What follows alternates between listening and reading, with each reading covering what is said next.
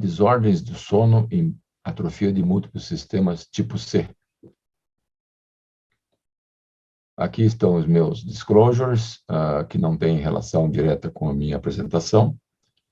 E aqui está o resumo da minha apresentação. Eu vou apresentar um breve histórico sobre a doença, uma introdução sobre o tema, as novas definições, critérios diagnósticos novos da atrofia de múltiplos sistemas pela Movement Disorder Society. Especificamente, eu vou caracterizar a atrofia de múltiplos sistemas tipo C, os principais distúrbios de sono que ocorrem na atrofia de múltiplos sistemas tipo C, em particular o distúrbio comportamental do sono REM, o tratamento, as conclusões e os agradecimentos. Então, inicialmente, vale lembrar, do ponto de vista histórico, que a atrofia de múltiplos sistemas, ou AMS, ou em inglês MSA, ela foi descrita pela primeira vez em 1900, na França, pelo professor Desjardins, junto com o seu discípulo Thomas, como atrofia ólivo-ponto-cerebelar. Na verdade, era a forma cerebelar da doença. 60 anos depois é que foi descrita por um grupo do professor Adams, Van der Ecken, Adams e Bogart, uma outra entidade chamada degeneração estriato-nigral, que seria hoje conhecida como a forma de MSA, tipo P, parkinsoniana. No mesmo ano, Shai e Drager publicaram um trabalho sobre a síndrome de Shai-Drager, que era uma síndrome de hipotensão ortostática, associado com um quadro neurológico, uma correlação patológica. E 6 anos mais tarde, em 1966, Johnson e colaboradores descreveram uma síndrome de suficiência autonômica pura, com hipotensão ortostática idiopática, como se fosse, até então, 4 entidades diferentes. Até que, no ano de 1969, Graham e Oppenheimer publicaram um trabalho super interessante em que eles apresentaram um caso de hipotensão ortostática em caso de atrofia de múltiplos sistemas, e cunharam o termo atrofia de múltiplos sistemas, Multiple System Atrophy, MSA, ou, em português, atrofia de múltiplos sistemas, colocando como parte dessa síndrome a atrofia ólivo-ponto-cerebelar, a forma cerebelar da doença, a degeneração estriato-nigral como a forma parkinsoniana, a síndrome de Shai-Drager como a desautonomia e casos de hipotensão ortostática idiopática, tudo junto na mesma entidade. Outro ponto histórico importante foi a descrição pelo professor Neil Quinn, do King Square de Londres, em 1989, sobre esse clássico paper aí, publicado no Journal of Neurology, Neurosurgery, Psychiatry, Multiple System Atrophy, The Nature of the Beast, em que ele fez a primeira proposta de critério diagnóstico.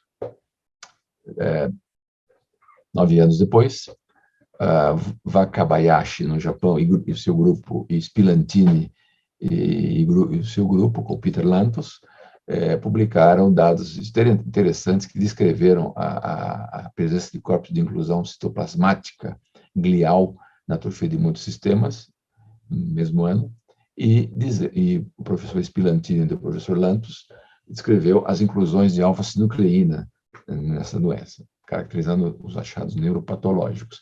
Então, hoje, há uma série de enfermidades que são chamadas de alfa-sinucleinopatias. Tem a presença da alfa-sinucleína, essa proteína que acontece junto com a degeneração neuronal, né? Que ocorre na doença de Parkinson, ocorre na demência de Corpus-Levy e na atrofia de múltiplos sistemas. Aqui, ela é predominantemente na oligodendroglia, então ela é chamada de uma sinucleinopatia oligodendroglioneural. No mesmo estudo publicado na Acta Neuropatológica, com a presença de vários autores aqui, o professor Jellinger, então a atrofia de múltiplos sistemas é caracterizada pela presença de corpos de inclusão citoplasmático, intracitoplasmáticos com presença de sinucleína, né? E já aqui tem a separação entre a forma de degeneração estriato-nigral, com parkinsonismo, e a forma de atrofia ólivo-ponto-cerebelar, com síndrome cerebelar, nos dois tipos, MSA-P e MSA-C, inclusive já descrevendo aquela clássica diferença que as síndromes cerebelares predominam no Japão em relação à forma parkinsoniana, e da Europa predomina a forma parkinsoniana, e no Brasil, inclusive, sobre a forma cerebelar, né? E do ponto de vista neuropatológico, as diferenças de sinucleinopatia na forma C, em que existe a apresentação mais cerebelar, tronco e gânglio da base, um pouco, e na forma P, que é mais de gânglio da base e substância negra. Ainda na introdução, podemos comentar que em 1999, Sid Gilman e colegas fizeram o primeiro consenso do diagnóstico de atrofia de múltiplos sistemas. Em 2004, Greger Wenning fez uma escala unificada da Multiple System Atrophy. Em 2008, o próprio Gilman, Wenning e Philip Lowe publicaram o segundo consenso do diagnóstico de atrofia de múltiplos sistemas, que nós usávamos até então, era o segundo consenso. Neste consenso, ficava evidente que a doença tinha 3 componentes, quer dizer, uma doença degenerativa de início no adulto, acima de 30 anos, esporádica, não genética, não hereditária, caracterizada, por um lado, por um parkinsonismo pobre resposta à levodopa, com todos os sinais parkinsonianos, outra síndrome como predominantemente cerebelar, distúrbios de ataxia de marcha, distúrbios oculares e disartria, e ambas contendo distensão autonômica, particularmente naquela época com hipotensão ortostática, queda de 30 milímetros na mercúrio na pressão sistólica e 15 na pressão diastólica, associadas com incontinência urinária. E aí se definiu, né, claramente o síndrome parkinsoniano, forma P, síndrome cerebelar, em associação com o distúrbio autonômico. Características adicionais, a pobre resposta à levodopa, a presença de instabilidade postural precoce, a presença de disfagia precoce, atrofia do putamen e dos pedúnculos e do cerebelo e ponte na ressonância, hipermetabolismo do PET, presença de sinais piramidais com sinal de Babinski, estridor laringeu, e esses sinais todos associados como critérios suportivos para o diagnóstico. E aí as diferenças, às vezes, uma forma P com sinais cerebelares, uma forma C com sinais parkinsonianos e ambos com sinais de desautonomia, tanto hipotensão postural ou incontinência urinária e disfunção erétil. Mais tarde foram acrescentados uma série, principalmente pelos estudos do professor Quinn e do professor Wenning, uma série de características suportivas do diagnóstico. A presença de distonia orofacial é muito característica da doença, um anterocólis desproporcionado, a presença de camptocormia ou de pisa na doença, contraturas de mãos e pés, a presença de disfonia severa, disartria grave, ronco, mãos frias e pés frios, choro e riso imotivado, abalos mioclônicos posturais e ruídos expiratórios que vão se tratar depois como estridor laringeu. Mas também se definiu várias características que não suportam o diagnóstico. Por exemplo, o tremor típico da doença de Parkinson, de contar dinheiro, não é sugestivo desta enfermidade. Uma presença de uma neuropatia muito acentuada também não. A presença de alucinações que não sejam induzidas por drogas, não. Isso sugere mais demência de corpos de Levy. Indício muito tardio, né, ou, eventualmente, indício muito precoce. História familiar de ataxia parkinsonismo, não tem formas hereditárias. A presença de demência é uma red flag. E lesões de substância branca sugerindo outras enfermidades. Né? A incidência e prevalência é baixa, a incidência de 3 casos por 100 mil acima de 50 anos, ou 0,6 por 100 mil por ano, prevalência de 1,9 a 4,9 para 100 mil pessoas, não há diferença de sexo, é uma doença não genética, esporádica, não tem fatores de risco conhecidos, não tem nenhum fator de proteção ambiental, e os dados nos indicam que a sobrevida é menor que 9 anos, alguns fatores que pioram o prognóstico, o sexo feminino tem um pior prognóstico, e sintomas autonômicos precoces e início muito tardio tem pior prognóstico. Né? Classicamente, nós temos 2 apresentações, a forma P, que no Ocidente é 80% na forma parkinsoniana e 20% na forma cerebelar. A forma parkinsoniana se caracteriza pela presença dos sinais clássicos de bradicinesia, rigidez, tremor, de repouso ou postural. 30% tem uma resposta inicial boa com levodopa, que depois perde essa resposta e fica pobremente responsiva à levodopa. Os quadros parkinsonianos. Ataxia cerebelar com sinais clássicos de ataxia de marcha de membros, disartria e anormalidades locomotoras. A disfunção autonômica se caracteriza por dificuldades para urinar, inexplicadas, não é por um problema no homem de parkinsonismo, e você caracteriza isso pela presença de um resíduo pós-miccional com mais de 100 ml na bexiga. Também incontinência ou urgência urinária inexplicável e hipotensão ortostática neurogênica, né? Aqui caracterizada por mais de 20 milímetros de queda na pressão sistólica e 10 na pressão diastólica, dentro de 3 minutos na posição ortostática ou através do teste do tilt Head-Up Test. Alguns anos atrás, o professor Kurt Jellinger, que é um neuropatologista de extrema importância nos seus estudos nesta doença, ele publicou agora recentemente, nesta revista, dados sobre a heterogeneidade da atrofia de múltiplos sistemas, uma atualização, né? Então, ele mostra que tem formas típicas, que eu já comentei, mas tem formas atípicas. Ele considera formas atípicas as formas de MSA, atrofia de múltiplos sistemas de início precoce, que é o Young Onset, ou Later Onset, que é o LOMSA. Também tem formas de MSA com sobrevida muito prolongada, acima de 9 anos. MSA com mínimas alterações na neuropatologia, MSA familiar, né? Formas atípicas com doença de corpos de Levy associada, né, com comprometimento cognitivo, com severa atrofia hipocampal, com prejuízo cognitivo, com demência, que é um critério considerado de exclusão, né? Com associação com uma patologia tal, nós sabemos que é uma sinucleinopatia, mas poderia ter uma patologia tal, com distonia predominante, com mioclonia espinhal e formas, inclusive, conjugais. O ponto mais importante é que, recentemente, então agora, né, a Movement Disorders Society, através dos seus autores, esse grupo de autores de experts internacionais, capitaneados pelo Dr. Gregor Wenning, entre outras celebridades da área de distúrbios de movimento, publicaram um novo critério para diagnóstico de atrofia de múltiplo sistema, que eu vou descrever um pouco mais agora para vocês, né? Então, as características essenciais principais estão aqui representadas. Ele estabeleceu a presença de 4 formas. Uma é a atrofia de múltiplos sistemas clinicamente estabelecida, neuropatologicamente estabelecida, clinicamente provável e uma forma possível prodrômica, né? A forma neuropatologicamente confirmatória é com a necrópsia. E a forma estabelecida clinicamente tem as características principais de desautonomia, que estão aqui representadas, né? Tem a forma de desautonomia caracteristicamente com dificuldades de urinar, né? Resíduo pós-miccional, mais que 100 ml, urgência e incontinência urinária, hipotensão ortostática, mais que 10 milímetros de mercúrio na sistólica e 20 na sistólica e 10 na diastólica, em 3 minutos na posição em pé, né? Associado também, pelo menos, com o parkinsonismo pobremente responsivo à levodopa ou uma síndrome cerebelar, com aqueles sinais já característicos que eu comentei. Características suportivas da progressão rápida dentro dos 3 anos do início, estabilidade postural precoce e severa nos primeiros 3 anos, distonia crânio-cervical ou exacerbada pela levodopa, distúrbios de fala acentuados nos primeiros 3 anos, disfagia severa nos primeiros 3 anos, estado de Babinski inexplicado, mioclonia, Jerk myoclonus, deformidades posturais.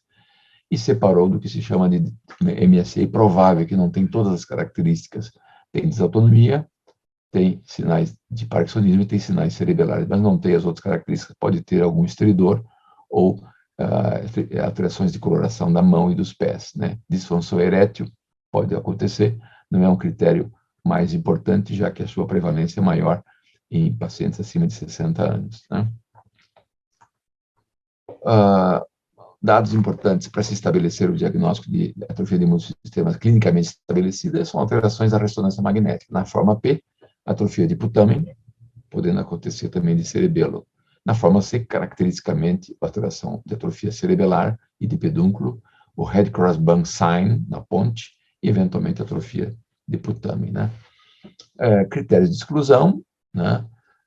Seria uma resposta persistente a drogas dopaminérgicas, né? Presença de anosmia, que não é comum nessa enfermidade, alterações de flutuação de cognição, alucinações visuais, que não é característica da doença, demência, que não é característica, paralisia de mirada vertical, que não é característica, e a alteração da ressonância, sugerindo outros diagnósticos alternativos, né? Outras características para a forma possível, né, seria a MSL, atrofia de múltiplos sistemas possível prodrômica, inclui também a alteração da polissonografia ou da presença de distúrbio comportamental do sono REM, hipotensão postural, ortostática, distúrbios da esfera urogenital, com disfunção erétil, distúrbios de micção, urgência e incontinência, por exemplo, né? Da forma esporádica, prodrômica ou possível. Aqui são as definições do que se chama das características do que se define por dificuldades de micção, né? Resíduo miccional maior que 100 ml na ecografia da bexiga, incontinência, urgência miccional, hipotensão neurogênica, mais que 20 de queda da sistólica e de 10 da diastólica. O que se define por parkinsonismo, que eu já apresentei, o que se define por parkinsonismo provavelmente responsivo à levodopa, a presença de síndrome cerebelar e as características suportivas, que são a rápida progressão nos primeiros 3 anos. Né?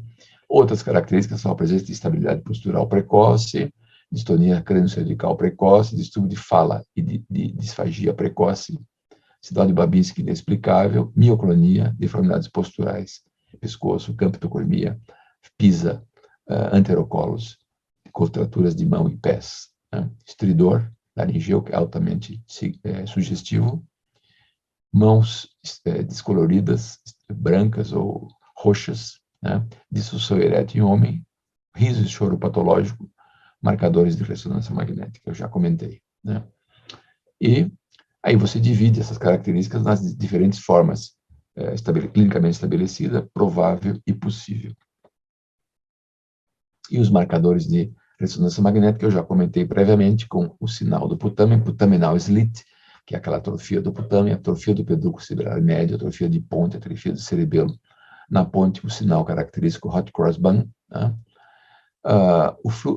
PET com o PET scan, que pode ser usado para separar o hipermetabolismo do cerebelo na forma MSA, tanto P como C, como também metabolismo de putame, né? A polissonografia com comprovação da distúrbio comportamental do sono REM, os níveis de norepinefrina plasmático em posição supina acima de 100, né, associada com a hipotensão postural neurogênica, a hiperatividade de Trousseau com os sinais característicos de disfunção vesical, alterações da eletromiografia do esfíncter anal ou urinário, e biomarcadores aí que podem ser detectados são a presença de oligômeros de alfa-cinucleína no líquor, detectados pelo RT-QuIC, ou aumento no líquor, no plasma também, de neurofilamentos de cadeia leve. Os dados de imagem são importantes a gente mostrar, atrofia putaminal slit, a fenda putaminal, esse sinal aqui de atrofia de ponte e cerebelo, aqui bem evidente, uma atrofia acentuada de cerebelo e ponte, olivoponto cerebelar, e o sinal do hot cross bun sign na ponte, além do sinal do pedúnculo cerebelar, também característico da atrofia de muitos sistemas tipo P. Né? Especificamente comentando agora sobre a ataxia, sobre a atrofia de muitos sistemas tipo C, né, que é a forma C, né? Esse artigo recente de Ortiz e colaboradores que comenta sobre isso recentemente, né? Ela tem a característica pela apresentação predominante clinicamente de sinais cerebelares, de ataxia de marcha, com a presença de desautonomia. E nessa forma é importante diferenciar de outras formas de ataxia cerebelar de início tardio, a iloca, idiopática, late onset cerebelar ataxia, a esporádica ataxia cerebelar de início no adulto esporádica, e as ataxias pisocerebelares que são hereditárias. Existem diferenças clínicas entre os 3 grupos, né? Particularmente quando há presença de sinais claros de desautonomia, que são só frequentes na MSA tipo C e não nas outras formas. É muito mais raro. Pode acontecer mais incontinência urinária nessas formas de LOCA, mas é mais característico da forma da atrofia de muitos sistemas, né? E aqui a diferença das duas, né? Da C em relação a P, basicamente os achados também de neuroimagem que ajudam nisso, né? Passando, então, depois dessa fase introdutória de caracterização da atrofia de muitos sistemas e da atrofia de muitos sistemas tipo C, que é menos predominante aqui no Ocidente, é mais predominante no Japão, aqui representa 20% da atrofia de múltiplos sistemas, nós vamos focar no motivo principal da minha aula, que seria os distúrbios do sono. Os distúrbios do sono são muito frequentes nesta enfermidade, atrofia de múltiplos sistemas tipo C. Aqui estão elencados os principais distúrbios que vão de insônia, fragmentação do sono, sonolência excessiva durante o dia, acordar muito cedo, vocalização noturna, clássico sinal distúrbio comportamental do sono REM, do Rapid Eye Movement Sleep Behavior Disorder, a presença de pernas inquietas, movimentos periódicos dos membros durante o sono, e um distúrbio mais recentemente descrito, que é os distúrbios do sono relacionados, ou desordens do sono relacionados com a respiração. Nós temos uma hipoventilação central, que é provocada por uma degeneração dos centros respiratórios da região ponto-medular, né, pelo acometimento dessa região, que faz uma forma de apneia central. A presença do estridor laringeu, que é predominantemente noturno, é associado com insuficiência respiratória e muitas vezes com quadros de morte súbita durante o sono. A presença de roncopatia noturna e a clássica apneia obstrutiva do sono, que acontece entre 15% e 37% dos casos, então não é central, é uma apneia obstrutiva, e que tem relação com alterações da laringe, estreitamento de laringe, ou por paralisia do abdutor da corda vocal, ou por uma excessiva contração do adutor, por ativação excessiva do adutor durante a inspiração. Tem dois mecanismos relacionados que provocam isso, né? São consideradas essas desordens do sono como red flags, a importância para o diagnóstico da atrofia de múltiplos sistemas tipo C, a presença do distúrbio comportamental do sono REM, que acontece em 90% a 100% dos casos de atrofia de múltiplos sistemas, particularmente a tipo C, né?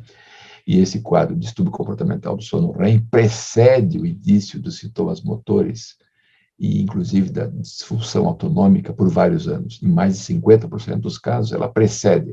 Quer dizer, o paciente já tem uma ataxia cerebelar, um paciente de meia-idade, por exemplo, que aparece com um quadro de disfunção, distúrbio comportamental do sono REM, né?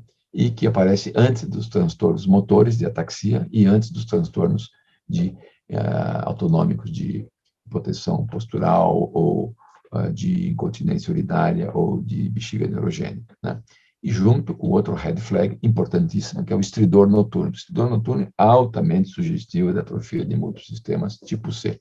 E não é o ronco noturno, é um som diferente do ronco noturno, né? Que é o estridor respiratório noturno. Gorayev e colaboradores publicaram, há muitos anos atrás, uma série de distúrbios do sono na atrofia de múltiplos sistemas. O que chama atenção nessa série de casos é que, considerando aqui, comparando os pacientes com Parkinson, né, é que, por exemplo, queixas de sono foram muito mais comuns na atrofia de múltiplos sistemas, insônia foi mais comum, fragmentação do sono foi muito mais comum, acordar precoce foi mais ou menos similar, vocalização foi muito mais comum, distúrbio comportamental do sono muito mais comum do que em Parkinson, pernas inquietas um pouco mais comum, também ronco mais comum e estrideu predominantemente na atrofia de múltiplos sistemas. E aqui, inclusive, faz uma característica de diferenciação entre Parkinson, que tinham queixas de sono, sem queixas de sono, e atrofia de múltiplos sistemas com queixa de sono e sem queixa de sono, e a presença de todos esses sinais aqui colocados, né? Mais recentemente, depois, de 2007, Iranzo também, um autor que estuda muito sono e atrofia de múltiplos sistemas, escreveu várias dessas quadros, enfatizando principalmente a hipoventilação central, o estridor e a apneia obstrutiva do sono, na sua série de casos, né? Ele chamou a atenção, inclusive, que o estridor noturno é uma condição que ameaça a vida, porque pode haver morte súbita durante a noite, né? Indicando, inclusive, tratamento precoce com o CPAP, né? Também, em 2012, Luigi Ferrini, Strambi e Marelli publicaram uma série de estudos de sono na atrofia de múltiplos sistemas, enfatizando novamente a presença de estudo comportamental do sono REM, inclusive citando formas de tratamento farmacológicos, como clonazepam ou zopiclone, por exemplo, e relatando também a importância de descrever o estridor laringeu e o uso, a apneia obstrutiva e a necessidade de uso do CPAP, né? Pressão da via aérea positiva contínua e mesmo de indicação de traqueostomia para melhorar a sobrevida dos pacientes, principalmente quando começa com estridor. Mais recentemente, em 2018, Valérie Cochen-de-Kock publicou também uma série de anormalidades no paciente com atrofia de múltiplos sistemas, enfatizando todas essas que eu já comentei anteriormente, né? E ela, então, nesse gráfico, ela comenta, então, a presença de pernas inquietas, apneia obstrutiva, apneia central, distúrbio comportamental do sono REM, as disfunções urinárias que pioram a qualidade do sono, né? As alterações neuroquímicas que estão relacionadas com os distúrbios do sono na atrofia de muitos sistemas, alguns dados de parkinsonismo e distúrbios motores que facilitam e prejudicam os distúrbios do sono, como a cinesia noturna, né, dificultar a movimentação na cama, a presença de distonia, às vezes de pescoço, a presença de dor, distúrbios psiquiátricos que vão piorar o quadro, ansiedade e depressão, tudo isso piorando a insônia e os distúrbios do sono na atrofia de muitos sistemas, né? E eles, autores, inclusive, enfatizam, inclusive, como lidar ou como suspeitar com o estridor laringeu, né? Que é altamente significativo da doença, né? Sugerindo, então, que se pesquise o estridor laringeu, né? Perguntando para os familiares e para o paciente sobre ruídos durante o sono, né? Ruídos que simulam o ronco, né? A pesquisa de disfonia e disfagia, a necessidade de videopolissonografia, né, para confirmar o estridor, e o manejo, né, com todas as características de CPAP, inclusive de traqueostomia. Giulia Giannini e colaboradores, um grupo italiano, publicou também mais no ano passado, estudo comportamental do sono REM, especificamente focando nesse transtorno comportamental do sono REM, que é muito característico da atrofia de muitos sistemas, em particular da tipo C, né, com relação à progressão da doença. Eles fizeram uma análise de vários estudos da literatura e utilizaram a presença do estudo comportamental do sono REM, né, em várias séries, em pacientes que sofreram polissonografia e aqueles que tinham a clínica suspeita de distúrbio comportamental e depois confirmavam aquela polissonografia. E depois eles avaliavam a prevalência de distúrbios autonômicos e motores que caracterizavam a atrofia de multissistema tipo C. E assim, eles faziam o que chamava de fenoconversão, quer dizer, a presença de distúrbio comportamental e depois o desenvolvimento de atrofia de multissistema tipo C, né? Não só tipo C, mas todas elas. E a latência que tinha algumas séries mostrando de 19 até 1 ano, 20 a 7 anos, 13 anos, diferentes séries, diferentes tempos de latência, da presença do distúrbio comportamental até o desenvolvimento ou o diagnóstico completo da atrofia de multissistemas, né? E aqui, as prevalências dos diferentes estudos, que variou em diferentes tempos. Claro que tem estudos que têm pouco tempo de segmento, tem estudos com mais tempo de segmento, mas, enfim, a prevalência é muito importante, né? E, na média, aqui, se considerar esses dois estudos de póstuma, por exemplo, com polissonografia, né? Tem estudos aqui com prevalência de conversão para MSA em 7,5 e 4,6 anos, né? Independente de forma C ou forma P, né? E o nosso grupo aqui em Curitiba também publicou, há uns anos atrás, em 2015, um estudo que eu achei interessante, que foi o diagnóstico diferencial de ataxia de início tardio, início adulto esporádico, que é o SAWA, né? Quer dizer, o indivíduo adulto que começa a apresentar ataxia de marcha a partir dos 50 anos, né? Qual é o papel do estudo comportamental do sono REM para o diagnóstico de atrofia de multissistema, já que ele pode evoluir para atrofia de multissistemas ou pode ser uma forma de ILOCA, né, ou de SAWA. E aqui nós temos os dois grupos, a ataxia de início tardio esporádica e a ataxia de início tardio que evoluiu para a forma MSA tipo C. Note as diferenças aqui de pacientes, de idade de início, diagnóstico, mas o mais importante está aqui, ó, a presença, a frequência de distúrbio comportamental do sono REM. Raríssimo na ataxia, na SAWA, ataxia início de adulto esporádica, muito baixa, e veja a frequência na atrofia de múltiplos sistemas tipo C, 83%, o P altamente significativo. Então, é um dado extremamente importante. Se o indivíduo de meia idade passa a apresentar distúrbio comportamental do sono REM e desenvolve ataxia, mesmo antes dos sinais desautonômicos ou parkinsonianos, é altamente sugestivo de atrofia de múltiplos sistemas, no caso aqui, tipo C, né? Por último, a minha última parte, meus últimos minutos, os distúrbios do sono na atrofia de múltiplos sistemas têm tratamento, né? Nós podemos usar drogas dopaminérgicas para melhorar os quadros de sintomas parkinsonianos, levodopa nas suas diferentes apresentações, ou mesmo agonistas da dopamina, como o pramipexol e rotigotina que tem no Brasil. O distúrbio comportamental do sono REM, eu posso usar clonazepam em baixas doses, 0,25 miligramas na hora de dormir. Tem estudos com melatonina, mas não mostram tanta eficácia, de 3 a 12 miligramas na hora de dormir. Mais recentemente, existem estudos por Zopiclone, 3,5 a 75 a 7,5, e até alguns estudos recentes mostrando o uso do canabidiol, mas com pouca eficácia, né? Também podemos utilizar de drogas antidepressivas para tratamento da ansiedade e depressão desses pacientes, desde o uso da trazodona, que tem um bom benefício para sono, tricíclicos, dependendo da situação, e inibidores seletivos da recaptação da serotonina, por exemplo, né?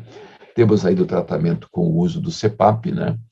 Pressão de vias aéreas positiva contínua, tratamento a longo tempo, para pacientes que já têm a apneia obstrutiva do sono ou estridor, né? E mesmo casos que você pode indicar a traqueostomia, inclusive preventiva nos casos de estridor e laringeal. Para finalizar, como conclusões, eu posso dizer que a atrofia de muitos sistemas é uma doença neurodegenerativa progressiva que clinicamente se manifesta pela presença de disfunção autonômica, parkinsonismo e síndrome cerebelar em várias combinações. A Movement Disorder Society publicou recentemente novos critérios para o diagnóstico da atrofia de muitos sistemas. A forma específica, tipo C, que é o motivo dessa apresentação, é caracterizada pela presença de ataxia de marcha de membros, disartria cerebelar e anormalidades oculomotoras, que são associadas com a presença de atrofia de cerebelo, de ponte e de pedúnculo cerebelar médio.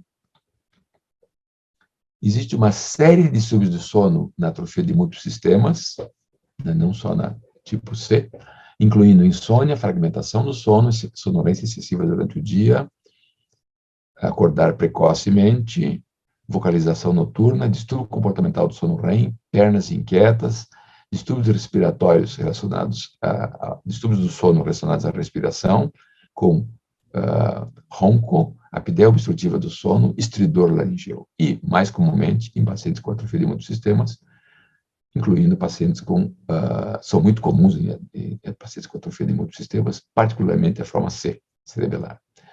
Outra conclusão é o papel, a importância do distúrbio comportamental do sono REM na atrofia de muitos sistemas tipo C, que é muito relevante, que pode ser o sinal preditivo no paciente que desenvolve ataxia e que tem, por exemplo, distúrbio comportamental. Eu não vou pensar em atrofia, não vou pensar em ILOCA, ou que é a ataxia de início tardio idiopática, ou a forma esporádica. Eu vou pensar em atrofia de muitos sistemas.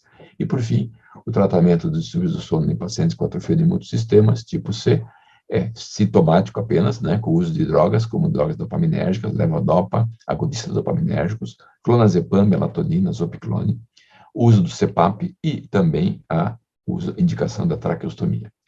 Por fim, para finalizar, gostaria de agradecer a MSA Alliance, a Defeat MSA Alliance, dos Estados Unidos, a Movement Disorder International Parkinson Movement Disorder Society, ao Dr. Léo Coutinho, que é o nosso ex-residente de distúrbios de movimento, que ajudou nos artigos para esse artigo, e todos os nossos pacientes do nosso Hospital de Clínicas da Universidade Federal do Paraná com atrofia de múltiplos sistemas. Obrigado pela atenção.